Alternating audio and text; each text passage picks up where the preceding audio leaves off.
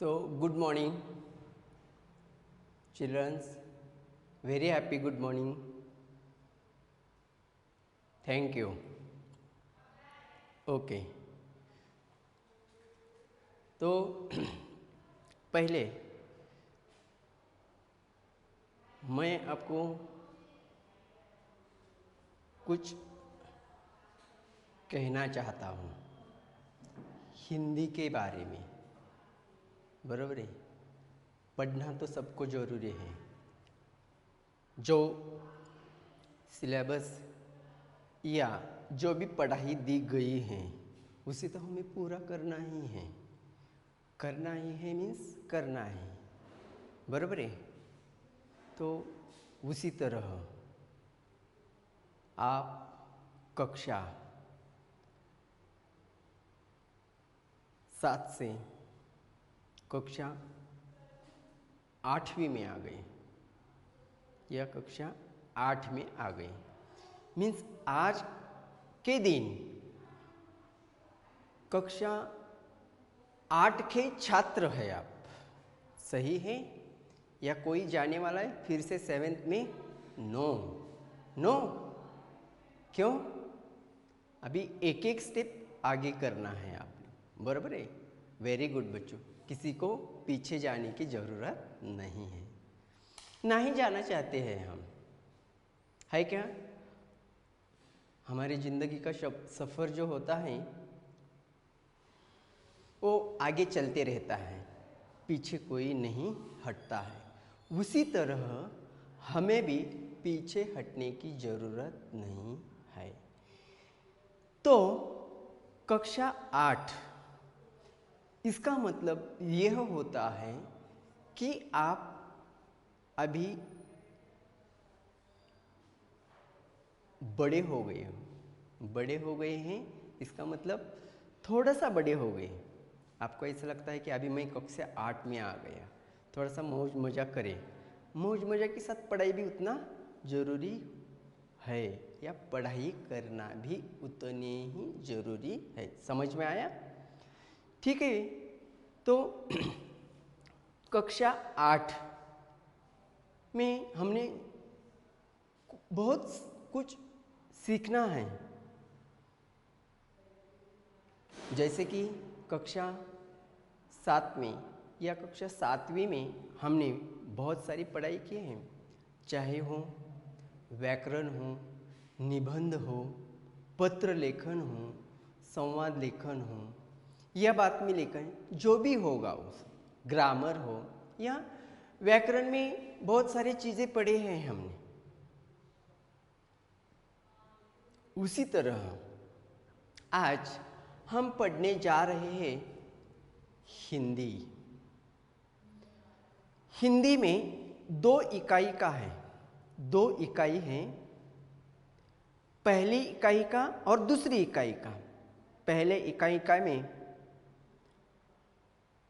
9 पाठ है, पूरा मिला के कविता के हिसाब से पूरा 9 पार्ट लेसन है। तो इस पाठ की पढ़ाई करते समय हमको एक आदत है कि जो पढ़ाया है, जो क्वेश्चंस दिया है, उसको पढ़ो और आगे बढ़ो। पढ़ो आगे बढ़ो। आगे तो बढ़ना ही है, परंतु मैं कहना चाहता हूँ कि इस मातृभूमि के ऊपर या इस धरती के ऊपर हम रहते हैं, तो इस धरती का बोझ हमारे सर के ऊपर है। तो ये धरती का बोझ हमको थोड़ा सा कम करना है। तो मीन्स इस धरती के लिए हमें कुछ करना चाहिए। पेड़ को लगाना है, ज़्यादा पेड़ लगाओगे तो बारिश आ जाएगी, बराबर है। बारिश आएगी तो हमको पीने के लिए या हमारे घर में, खेत में, जहाँ पे भी पानी की ज़रूरत होती है, वह पानी हम अच्छी तरह से उसका उपयोग कर सकते हैं या करना चाहिए। उसी तरह यह जो मातृभूमि है, यह मातृभूमि हमें बहुत कुछ सिखाती है, बराबर है, बहुत कुछ सिखाती है, या इस मातृभूमि से हम बहुत कुछ सीखते हैं। समंदर जैसा जब देखो तब समंदर लहराते रहता है, पानी बरसता रहता है, नदियाँ बहती रहती है, हवा बरसती रहती है, हवा गाते रहती है। उसी तरह इस धरती के ऊपर हम रहते हैं तो धरती के लिए हमें कुछ करना चाहिए। उसी तरह इस पहली इकाई में हे मातृभूमि, यह कविता हम पढ़ने जा रहे हैं। ध्यान दे दो, विषय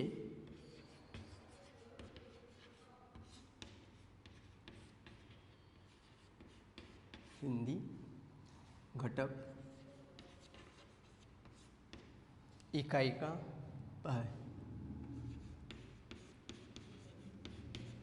पहली इकाई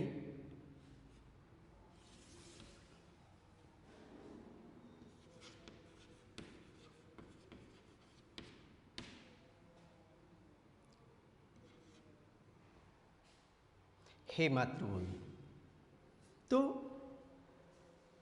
मैं आपको आज पढ़ाने जा रहा हूँ जिस धरती पे हम रहते हैं, जिस धरती से हमें बहुत सारी चीज़ें मिलती हैं।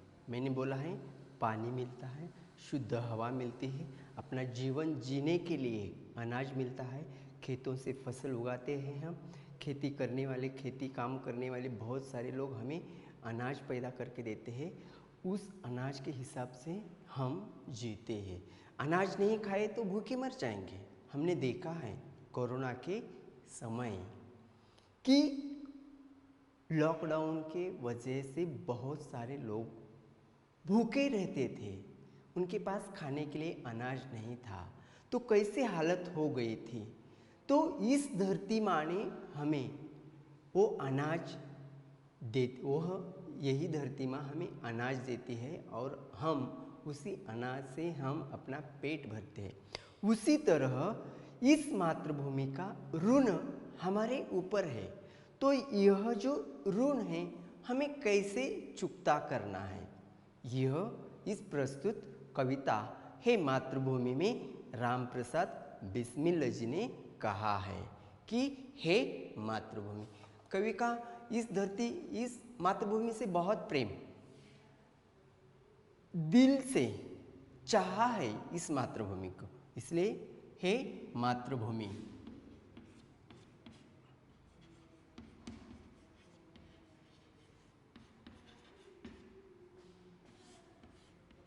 राइट, फॉर एग्जाम्पल यहाँ पे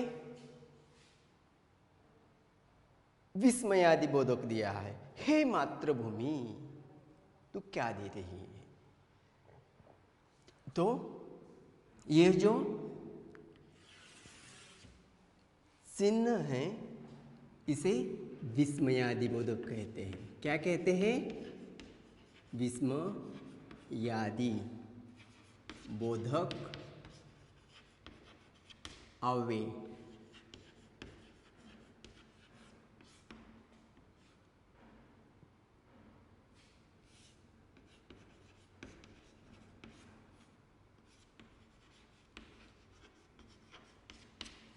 तो जब भी हम ग्रामर पढ़ेंगे या व्याकरण पढ़ेंगे तभी हमें इसका उपयोग करना है। तो चलो हम पढ़ने जा रहे हैं हे मातृभूमि। राइट। इस प्रस्तुत कविता में कवि राम प्रसाद बिस्मिल, कवि है इसके राम प्रसाद बिस्मिल, प्रसाद बिस्मिल।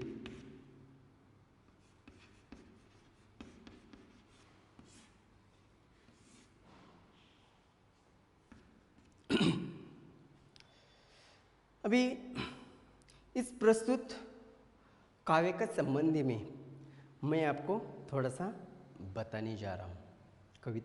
कविता जो है, इस काव्य का जो मुख्य भाव है, इस प्रस्तुत काव्य में एक कवि जो रामप्रसाद बिस्मिल है, उन्होंने उनका परिचय देने जा रहे हूँ। भारत के महान स्वतंत्रता सेनानी थे वह, बहुभाषाविद, उनको बहुत सारी भाषाएं आती थी। अपने देश के आज़ादी के लिए अपने प्राणों की आहुति दे दी है उन्होंने। सरफरोश की तमन्ना आज हमारे दिल में है। सरफरोश की तमन्ना आज हमारे दिल में है। आपकी यह उनकी प्रसिद्ध रचना है। राम और अज्ञात के नाम से भी लेख वो कविता लिखते हैं। उन्होंने ऐसा बहुत सारा लेखन किया है। साहित्य, लिटरेचर, साहित्य मीन्स लिटरेचर। तो उसी तरह इस कवि ने मीन्स बहुत सारे काव्य लिखे हैं, कविताएं लिखे हैं, बहुत सारा लेखन भी किया है। तो इस पद्य के बारे में कवि ने कुछ कहा है, वो मैं आपको कहने जा रहा हूँ कि प्रस्तुत कविता में क्रांतिकारी एक स्वतंत्र सेनानी कवि रामप्रसाद बिस्मिल जी ने मातृभूमि के प्रति अपने प्रेम एवं भक्तिभाव को व्यक्त किया है। यहाँ अपनी मातृभूमि की सेवा करने और देश हित में न्यौछावर हो जाने की लालसा व्यक्त की है। सही है। जब भी हमारे देश में कोई आतंकवादी घुस जाते हैं तो हमारा दिमाग खराब होता है। सही है। जिस मातृभूमि में हम रहते हैं, जिस देश में हम रहते हैं, जिस देश हमारी रक्षा कर रहा है, या वहाँ सीमाओं में जम्मू कश्मीर पाकिस्तान सीमाओं पर हमारे देशभक्त हमारी रक्षा कर रहे हैं, इस मातृभूमि की रक्षा कर रहे हैं। इस मातृभूमि के साथ साथ इस मातृभूमि में रहने वाले लोगों की भी रक्षा कर रहे हैं। और इसीलिए उन्होंने भक्तिभाव और प्रेम को व्यक्त किया है। कवि जो है भक्तिभाव और प्रेम इस मातृभूमि के, उनके मन में अपार प्रेम था, अपार भक्ति उनके मन में थी। इसीलिए उन्होंने अपनी जान भी न्यौछावर किया है। न्यौछावर करना, प्राणाहुति देना, क्या है? वाक्प्रचार, मुहावरे। क्या है? मुहावरा।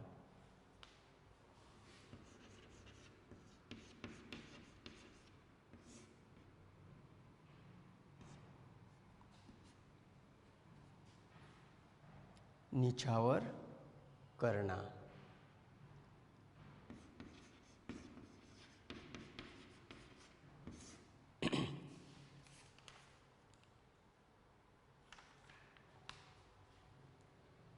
प्राणाहुति,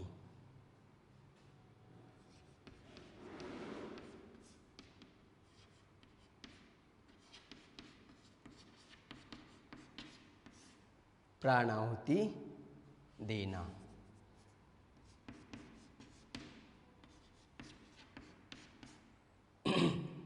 ये है मुहावरा। इसे हिंदी में कहा जाता है मुहावरा, राइट। तो देश पर लड़ने वाले जवानों ने अपने देश की रक्षा करते समय अपना बलिदान न्यौछावर कर दिया, ऐसा इस मुहावरा का वाक्य में प्रयोग किया जा सकता है। तो उसी तरह मातृभूमि के सेवा में जीवन अर्पण करना प्रत्येक मनुष्य का कर्तव्य है। मातृभूमि के प्रति कवि कहते हैं, मातृभूमि के प्रति व्यक्ति के मन में प्रेम एवं भक्तिभाव होना चाहिए। यह विचार इस प्रस्तुत कविता के माध्यम से उभर कर सामने आया है। सच है, अपने देश के प्रति अपने को प्रेम होना ही चाहिए। कवि के हृदय में मातृभूमि के प्रति अपार भक्ति भाव है, अतः भक्ति रूपी भेंट लेकर उसकी शरण में जाना चाहते हैं। हमें भी अपने माता पिता या गुरु के शरण में जाना चाहिए। टीचर्स तो बताते हैं कि कभी कभी गुरु के पैर भी छू लो, भगवान आपका भला कर देता है। माता पिता के भी पैर शरण में आ जाओ। शरण में आना इतना बुरी बात नहीं है, अच्छी बात होती है। तो उसी तरह कवि इस धरती माँ के शरण में जाना चाहता है। कवि सदा उसका ही नाम गाना चाहता है। मातृभूमि क्या ही नाम गाना चाहता है। मातृभूमि की महिमा इतनी अगाध है कि गोद में, जैसे कि इस धरती पर महाभारत हो गया, रामायण हो गया फॉर एग्जाम्पल, मीन्स यह धरती पवित्र धरती है। इस पवित्र धरती में राम ने जन्म लिया। राम कृष्ण हमें सबने कृष्ण, छोटा कृष्ण मालिका देखी है कि ऐसे पवित्र लोगों ने इस धरती पर जन्म लिया है। उसकी चरणों की धूल को नित्य समुद्र धोता है। ऐसे ही महान कवि मातृभूमि की कवि एक निष्ठा से सेवा करना चाहता है। इसी त्याग की भावना से प्रेरित होकर वह अपना तन मन धन मातृभूमि पर न्यौछावर करना चाहता है। निछावर करना, मैंने क्या नहीं, निछावर करना मीन्स प्राणाहुति देना, बलिदान देना। ये क्या है? वाक्य प्रचार। सब ने किताब में ध्यान दे दो। अभी सभी किताब में देखें, कविता के कठिन शब्दों का अर्थ लिखे। पेंसिल से लिखना है, पेन से कोई भी किताब गंदा न करे। समझ में आया? ठीक है। आप अभी मैं पहले ध्यान दे दो, मैं पूरी कविता पढ़ूंगा और फिर आपको क्या करना है, बाद में जैसे मैं बोलूँगा कविता का पूरा, कविता पढ़ने के बाद जो भी डिफ़िकल्ट वर्ड्स, हार्ड वर्ड्स हैं या शब्दों के अर्थ हैं वो मैं आपको बताऊंगा। समझ में आया सबको? ओके, ठीक है। हे मातृभूमि, तेरे चरणों में मैं शीश नमाऊं, मैं भक्ति भेंट अपनी तेरी शरण में लाऊं। सब टेक्स्ट बुक में ध्यान दे दो। माथे पे तू चंदन, छाती पे तू माला, जिवाह पे गीत तू हो मेरा, तेरा ही नाम गाओ। जिसे से सपुत उपजे श्री राम कृष्ण जैसे, उस धूल को मैं तेरी निज शीस पे चढ़ाऊं। माही समुद्र जिसकी पदरज को नित्य धोकर करता प्रणाम तुझको, मैं वे चरण दबाऊं। सेवा में तेरी माता मैं भेदभाव तज कर, वह पुण्य नाम तेरा प्रतिदिन सुन सुनाऊं। तेरे ही काम आओ, तेरा ही मंत्र गाओ, मन और देह तुम पर बलिदान मैं गाओ। समझ में आया? मैंने पहले क्या किया है कि पूरी कविता पढ़ी है कि आपने मैंने कैसे पढ़ा है वो भी देखा है। कहाँ पे एक्सक्लेमेटरी मार्क्स दिया है या विस्मयादिबोधक है, कहाँ पे स्वल्प विराम दिया है, कहाँ पे डंडा दिया है, बराबर है। तो उसी तरह से मैंने पढ़ लिया है। अभी हर कविता के भावार्थ मीन्स मैं आपको हर कविता का मीन्स एक दो दो लाइन का या दो दो काव्य पंक्ति का भावार्थ बताऊंगा। उसमें जो भी कठिन शब्द है वो कठिन शब्द का अर्थ लिखना है। समझ में आया? हाँ, शब्द वाटिका, हम उसे क्या कहते हैं हिंदी में? शब्द वाटिका।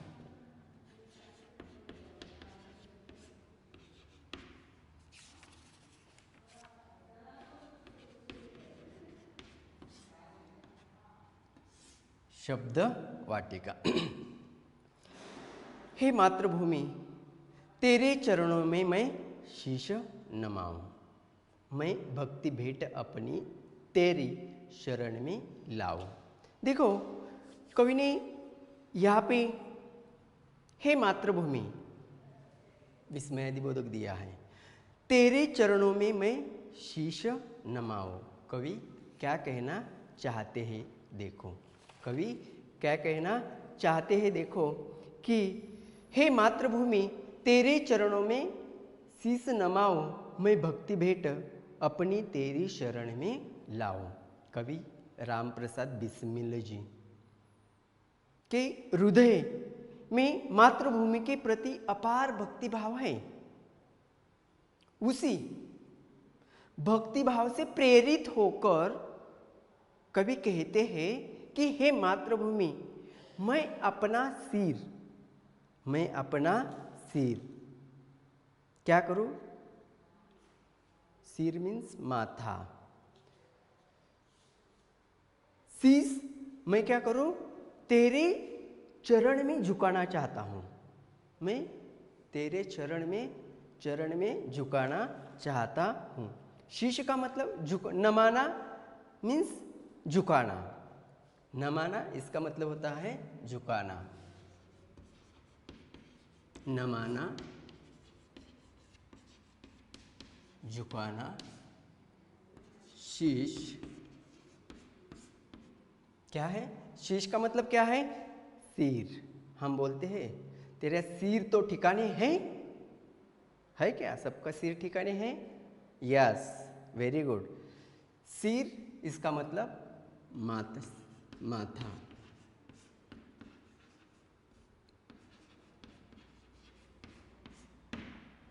फिर से सुनो, कवि क्या कहते हैं कि राम प्रसाद बिस्मिल जी कहते हैं कि जी हृदय में मातृभूमि के अपार भक्तिभाव है। उनके मन में अपार भक्तिभाव है। उसी भक्तिभाव से प्रेरित होकर कवि कहते कि हे मातृभूमि मैं अपना सिर तेरे चरणों में झुकाना चाहता हूँ। सही है, हम भी हमारे धरती माता की चरणों में सिर झुकाना चाहिए, शीश झुकाना चाहिए। शीश मतलब माथा झुकाना चाहिए। इसका मतलब नतमस्तक होकर उसको नमस्कार करना चाहिए, सलाम करना चाहिए अपने धरती माँ को। जैसे कि हमारे वीर पुरुष सैल्यूट करते हैं तो इस धरती माँ को सैल्यूट करते हैं। उसी तरह भक्ति रूपी भेंट लेकर मैं तेरे शरण में आया हूँ। कवि कहते हैं कि मैं तेरे लिए भक्ति रूपी भेंट लेकर मैं तुम्हें मिलने आया हूँ, तेरे शरण में आया हूँ, तो मेरे को आप आशीर्वाद दे दो। समझ में आया? यह स्टांजा समझ में आया सबको? ठीक है, नेक्स्ट पैराग्राफ। माथे पे तू चंदन हो, माथे पे तू हो चंदन, छाती पे हो माला, जीवा हो पे गीत तू हो मेरा, तेरा ही नाम गाओ। माथा है सबको? माथा लिखा है मैंने यहाँ पे, सबको है माथा? Very good. माथा का मतलब क्या होता है? सिर, बरोबर है? तो माथे पे तू हो चंदन, छाती पे तू हो माला। कवि कहते हैं हे मातृभूमि, कवि राम प्रसाद बिस्मिल जी कहते हैं हे मातृभूमि तुम मेरे माथे पे चंदन के रूप में शोभायान है। कवि कहते हैं कि हे मातृभूमि तू मेरे माथे पे माथे पर चंदन के रूप में शोभायान देती है। मेरी छाती पर तू ही माला बनकर निवास कर रही है। कवि कहते कि देखो कवि के मन में अपनी मातृभूमि के लिए कितना प्रेम है, कितनी भक्ति है, अगाध भक्ति, अपार प्रेम।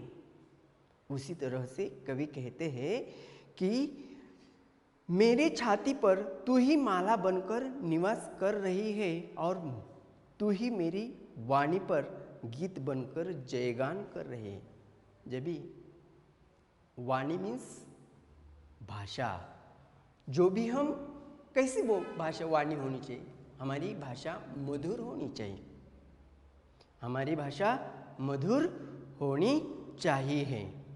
मैं सदा तुम्हारा ही नाम गाना चाहता हूँ। देखो अभी तो 2 ही पंक्ति हो गई है, कवि कहते हैं जिवाह। जिवाह का मतलब क्या होता है? जिवाह का मतलब जीभ।